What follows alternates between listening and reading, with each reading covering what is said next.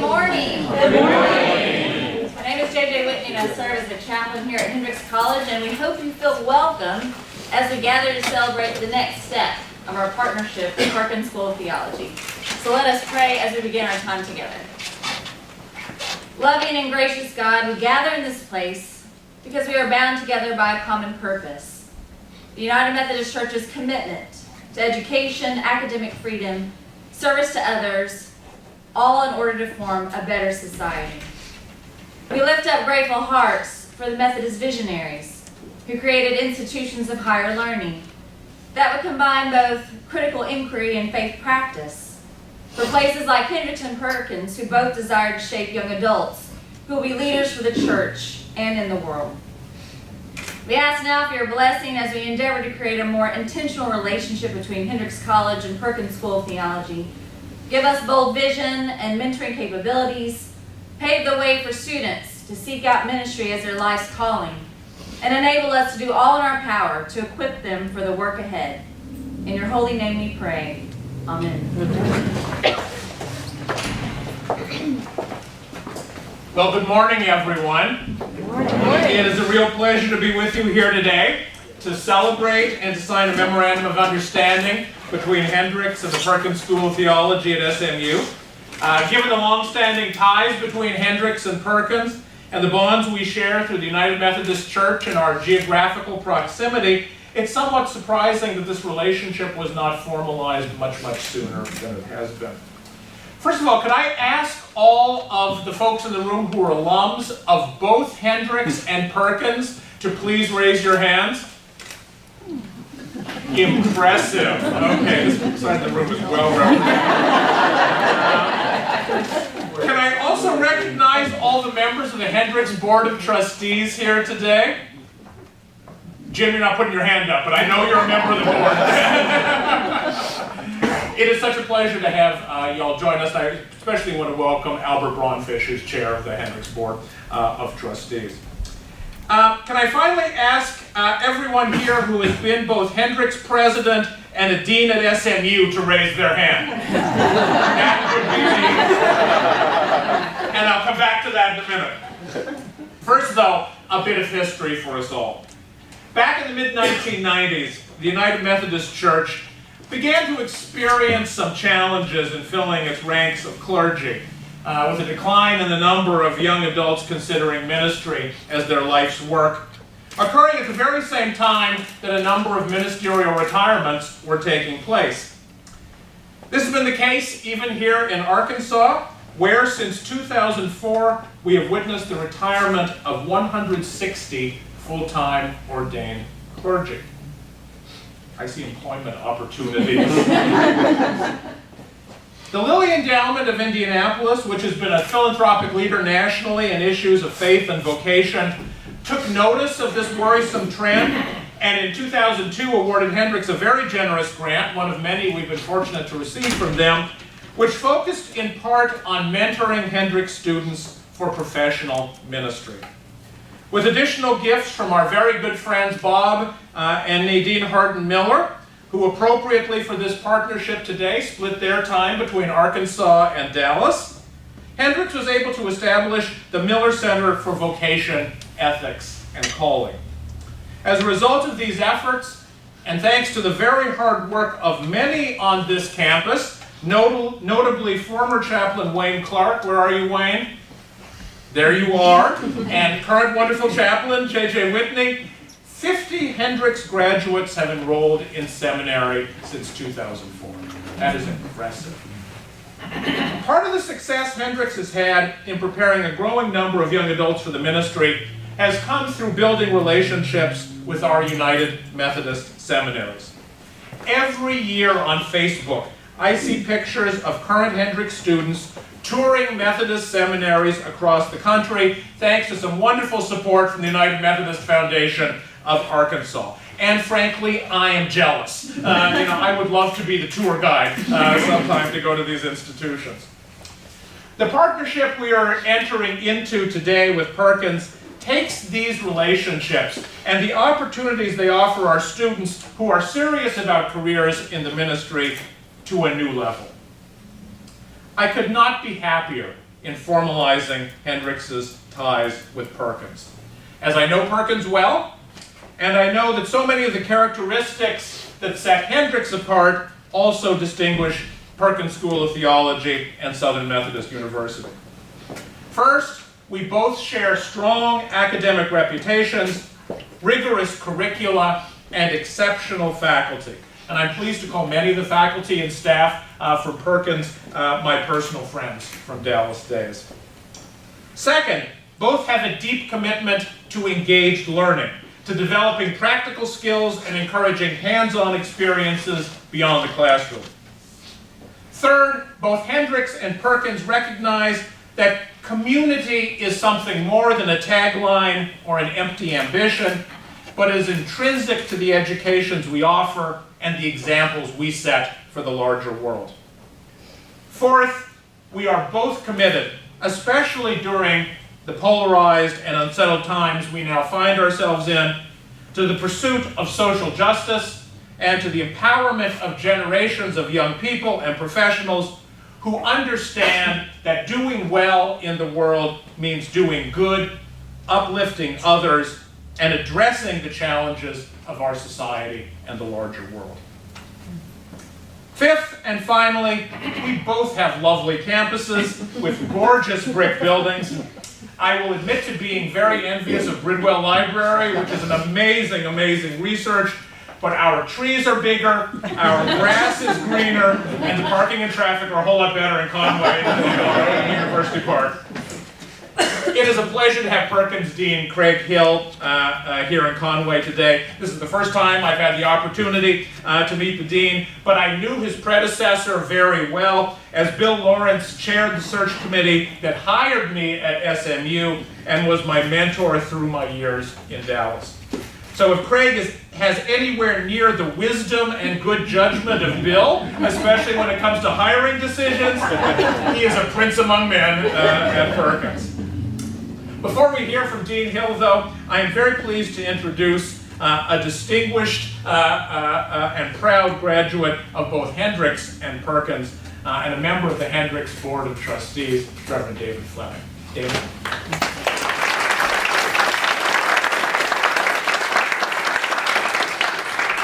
When I was a first-year student at Perkins School of Theology, I was called after a History of Christianity class to the office of Dr. W. Ritchie Collins.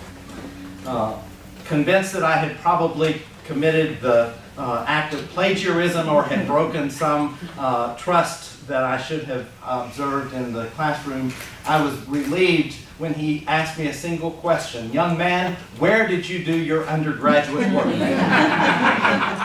Responding to him that I was proud to be a graduate of Hendrix College, he said, "I thought so, for you not only have something to say, but you say it extraordinarily well." My hope is that the two will be synonym today. I'm pleased today to represent both the Hendrix Board of Trustees and also the Arkansas Conference of the United Methodist Church. The missional trajectory of the Arkansas Conference is creating vital congregations that make disciples of Jesus Christ, who make disciples equipped to transform lives, communities, and the world. We see excellent partners in both Hendrix College and in Perkins School of Theology, and the establishment of today's Memorandum of Understanding further strengthens our hope for the future. An argument can be made that the Methodist movement began as a campus ministry at Christ Church, Oxford University, in November of 1729, when John and Charles Wesley and their colleagues formed a holy club, meeting for prayer, Bible study, and pious discipline. As an alumni of both Hendrix and Perkins, I can bear witness to the fact that the spirit, if not the form, of that movement is alive and well today on both of our campuses. Hendrix has long understood that opportunities for spiritual growth, theological exploration, moral development, and a growing expression of one's religious faith are central components of a liberal arts education. As a student at Hendrix, I experienced the integration of faith formation in every aspect of my life. Whether it was a formal class discussion in fundamental theology or a casual conversation following a rainy Friday gathering. Whether it was participating in a small group Bible study in one of our residence halls or sitting alongside a favorite professor in worship in a local congregation.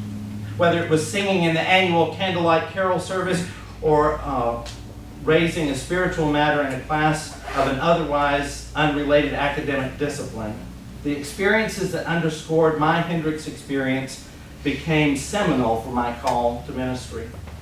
It's hardly surprising, therefore, that when I passed through the campus center on a Wednesday in my junior year, while many of my classmates were cramming for an exam or participating in a focus group to select names for future silver patterns for a nationally recognized retailer, I was drawn to the corner of the campus center where I met with the Reverend Lynn Caraway, who at the time was the director of admissions for Perkins. She was meeting with men and women who were contemplating a call to full-time Christian service. And the conversation that began in that quiet little corner was continued through correspondence, through several subsequent campus visits, and an opportunity to explore my call in dialogue with visiting professors and guest lecturers shared between the two institutions.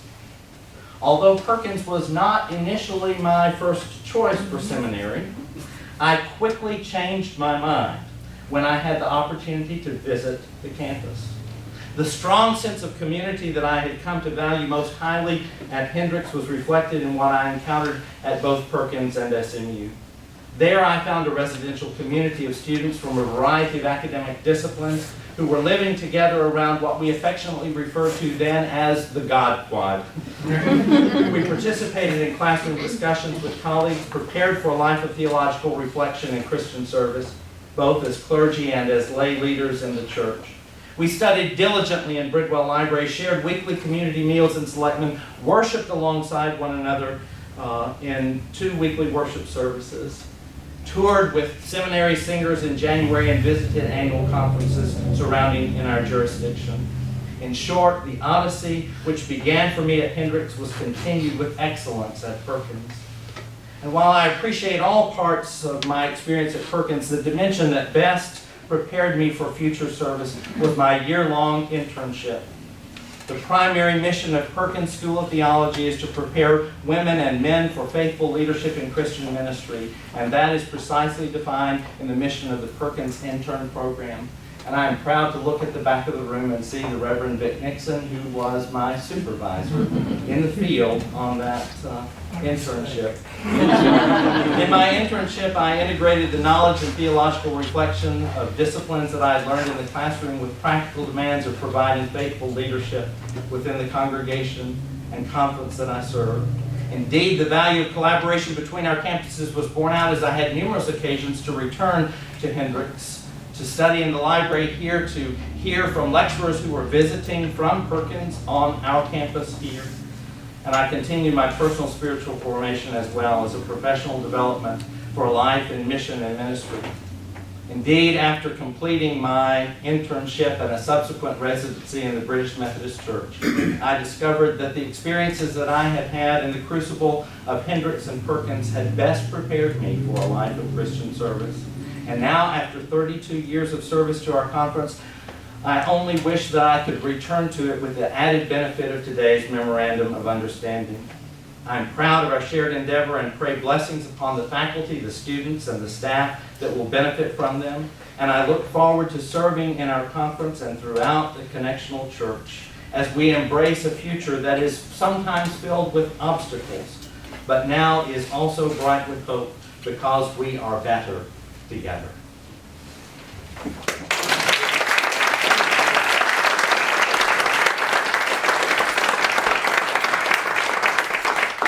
What a tremendous joy to be here with you. I hope you can hear me back there. Among all the things I'm immediately learning to admire is your voice. I'm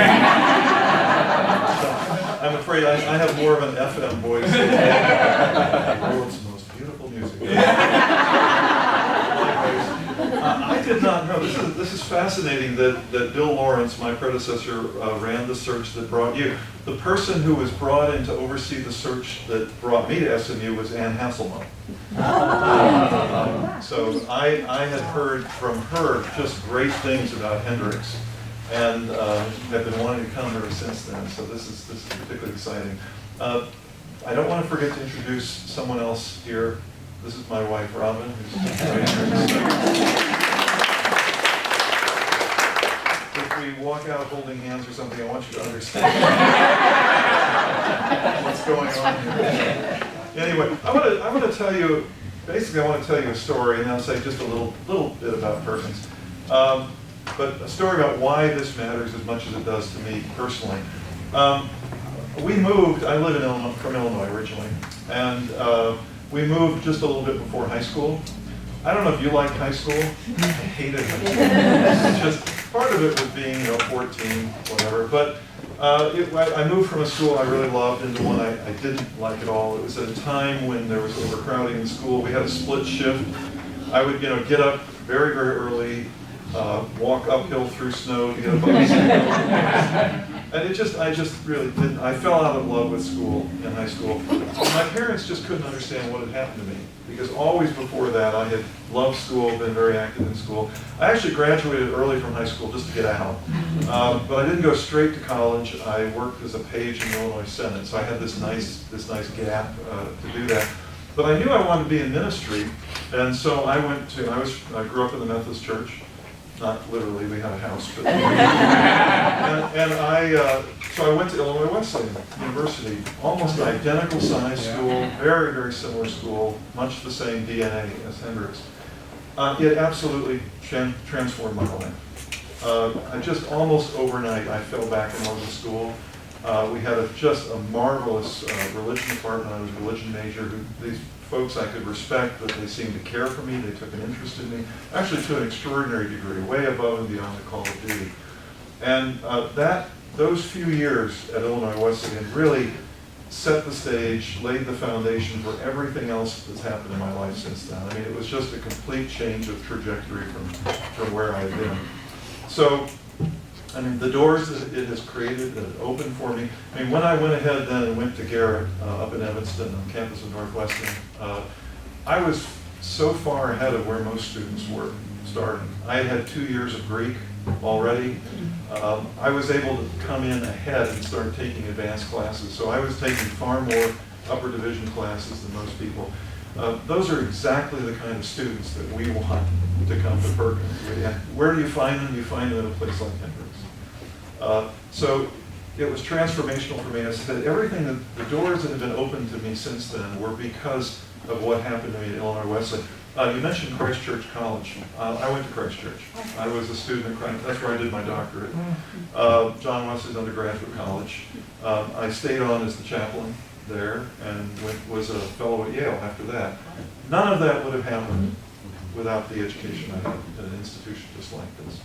So I think, to me, it's just a no-brainer that a graduate school of theology like Perkins should be very closely associated with and in partnership with a school like Hendrix. It's just an absolutely obvious thing. We want to help you. Obviously, we can be helped from you. One of the major themes, the time I've been at Perkins, has been around service and servanthood. There's a simple reason for that. It actually goes back to Jesus. There are wonderful stories in the Gospels. You know, the disciples were hanging around with Jesus. I'm sure they had mixed motives. I don't think all their motives were bad by any means. But they kind of had the notion that we're going to follow this guy and we're going to ride this guy's coattails to the top. So you remember James and John were fighting over who got to sit at the right and left hand of Jesus and stuff. There's a wonderful passage in Mark 9. I'm a New Testament scholar, so bear with me. Okay? There's a wonderful passage in Mark 9 where Jesus and the disciples come to Capernaum, and they're in the house, and Jesus says, "What were you talking about on the way?"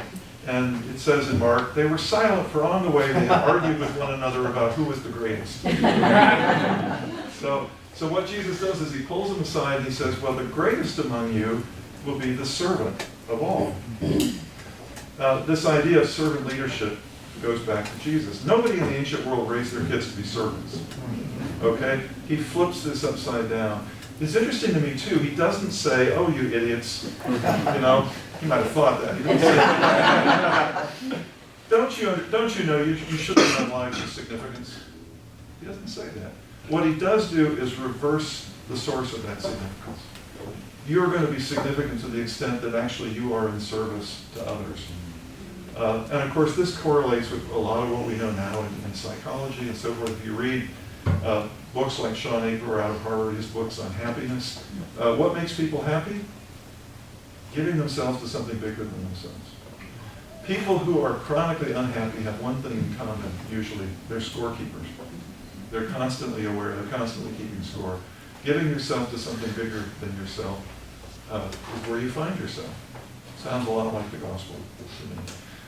So as an institution, how do we judge an institution? How do we judge an institution's effectiveness? There are lots of metrics for doing that. You can add up, you can keep score in all kinds of ways. The bottom line, the real bottom line is, are we serving as we're called to serve?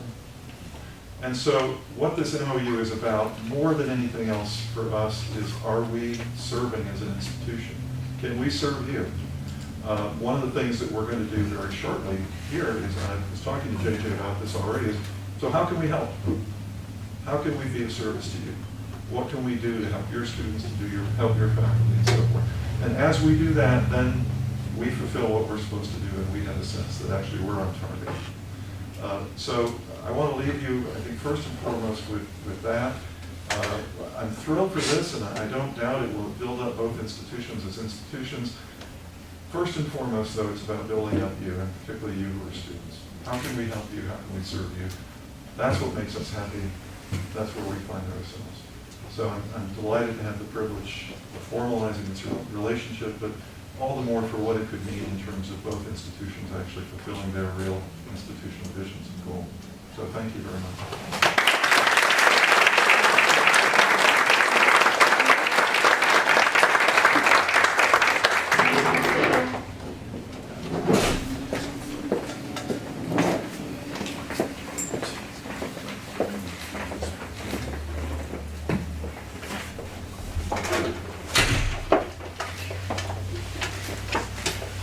Beautiful. I think you've signed them all Well, I'm already. doing this.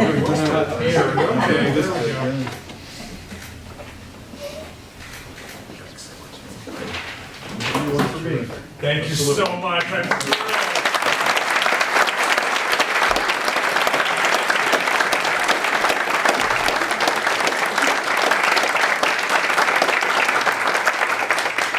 Okay, now the guys in the suits are done. Okay, it is up to all of y'all, the students. Okay, take advantage of this. Use this opportunity.